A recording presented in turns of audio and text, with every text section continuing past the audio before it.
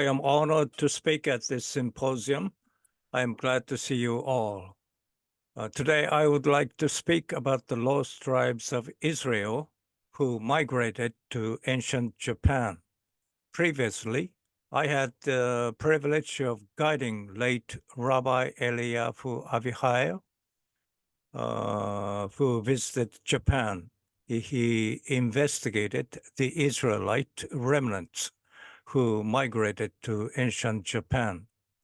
The rabbi often spoke about the Shinlun tribe located in Myanmar and northern India. More recently, Professor Hidemichi Tanaka of Tohoku University has highlighted the substantial migration of the Israelite diaspora to ancient Japan. The photos are clay statues of ancient Japanese men unearthed from tombs dating back to the 3rd or 4th century CE. Observably, these figures exhibit a hairstyle reminiscent of the Israelite tradition, known as peyot or side locks, as prescribed in Leviticus chapter 19, verse 27 of the Bible. You shall not shave around the sides of your head, nor shall you disfigure the edges of your beard.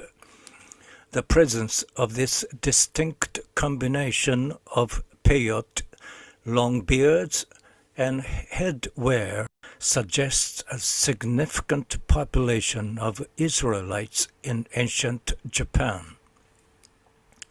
During the 3rd or 4th century CE, coinciding with the arrival of the renowned Hata clan, ancient Japan witnessed a significant influx of immigrants.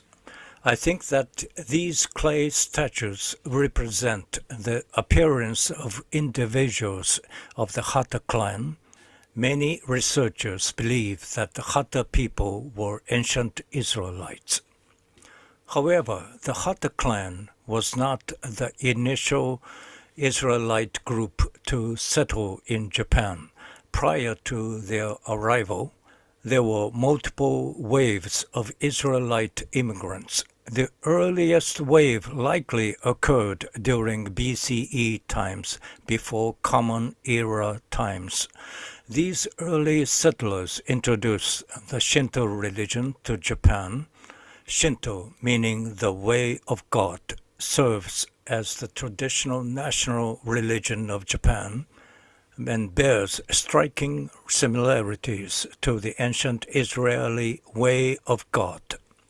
Both traditions emphasize the importance of purity and the rejection of impurity, eschew idol worship, and feature architectural resemblances between Shinto shrines and the Tabernacle of Moses. Moreover, Japanese customs often parallel those of ancient Israel, further suggesting a historical connection between the two cultures. It's fascinating how the research unveils the intricate connections between ancient Israelites and the development of Shinto in Japan. It seems that multiple waves of Israelite migrants traversed through China and the Korean peninsula before reaching Japan. The Israelites who arrived in Japan during BCE times likely laid the foundation for Shinto, instilling it as a fundamental aspect of Japanese spirituality. Then, during the 3rd or 4th century CE, the arrival of the Hata people, another group of Israelites, further enriched and expanded the practice of Shinto across Japan, establishing it as the prevailing teaching for the Japanese people. My study suggests that these Israelite diaspora faced persecution in China, leading to their dispersion into various groups. Some ventured eastward, eventually reaching Japan, while others journeyed southward, settling in mountainous regions near Tibet, giving rise to tribes such as the Chiamin, Shinlun, Mizos, and Karen. The parallels between the Japanese Mikoshi and the ancient Israelite Ark of the Covenant are striking. Both serve as portable sanctuaries, symbolizing the presence of the divine wherever they are carried. The Mikoshi, adorned with the legendary celestial bird Ho-Oh, reflects the union of male and female symbolism, much like the cherubim atop the Ark of Israel. During the procession of the Mikoshi, the chant Essa resonates, a term that interestingly translates to lift up in Hebrew, evoking a sense of reverence and elevation akin to the spiritual significance associated with the Ark. Furthermore, the phrase En Yara Ya, although its exact meaning might elude understanding for many, bears resemblance to the Hebrew expression Ani Alel Yar, signifying I praise Yar. The sacred treasures of the Japanese imperial succession, comprising a mirror, a sword, and a bead, have been revered since the time of the first emperor, kept away from the public view. These artifacts hold immense significance in Japanese culture. While the mirror is rarely seen by outsiders, there are claims that it bears inscriptions resembling Hebrew words. Speculations suggest that these inscriptions could be interpreted as I am, in Hebrew Asher Ehyeh, or Light of Yahweh, in Hebrew All Yahweh. Additionally, the bead, shaped like the Hebrew letter Yod, resembles the pronunciation Yar, a shortened form of Yahweh. Ise Jingu, situated in Ise City, Mie, Japan, holds a revered status as the foremost Shinto shrine. Throughout its history, it underwent several relocations within the Kinki area of Japan before finding its permanent home in Ise. Despite settling in Ise, the shrine maintains a tradition of periodic reconstruction and temporary relocation to neighboring lands every 20 years. This practice echoes the mobility of the tabernacle in ancient Israel, which accompanied the Israelites during their journey through the desert following their exodus from Egypt. Both the tabernacle and Ise Jingu are constructed primarily from wood, and the simple architectural design of Ise Jingu shares numerous similarities with the tabernacle. The parallels between the structures and rituals of Ise Jingu and ancient Israelite practices are indeed fascinating. According to the Jewish Encyclopedia, the entrance to the Holy of Holies in the Jerusalem Temple featured 12 steps, mirroring the entrance to the Holy of Holies in Ise Jingu, which also has 12 steps. Additionally, just as there was a curtain separating the Holy of Holies from the holy place in the Israeli tabernacle, a similar curtain exists between the Holy of Holies and the area for prayer at Ise Jingu. These shared elements in structure and ritual deepen our understanding of potential cultural and historical connections between these distinct traditions.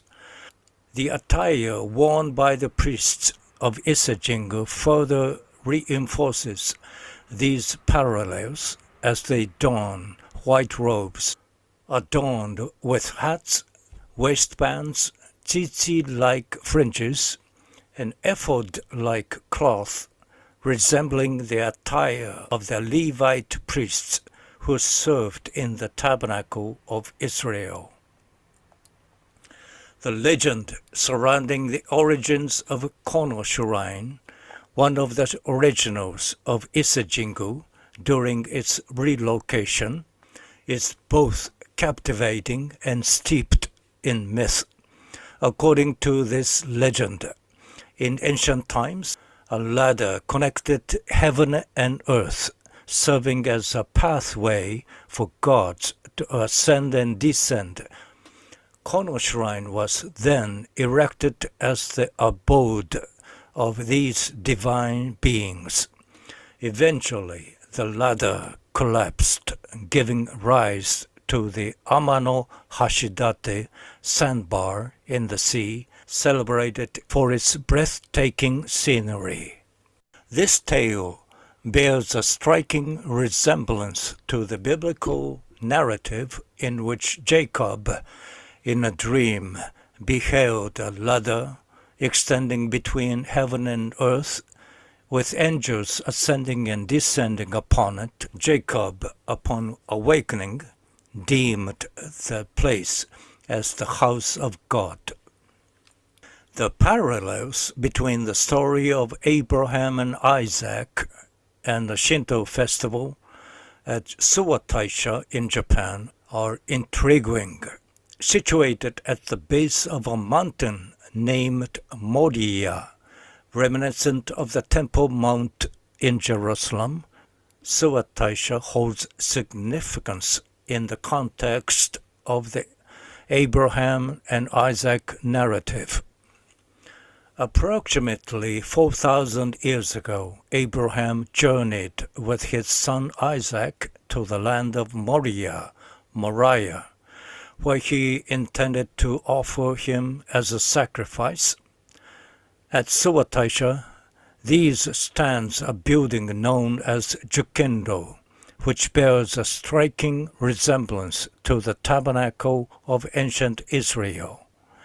Within the Holy of Holies of Jukendo, during the festival on April 15th, the Mikoshi Ark is placed on the western side, mirroring the arrangement of the Israeli tabernacle.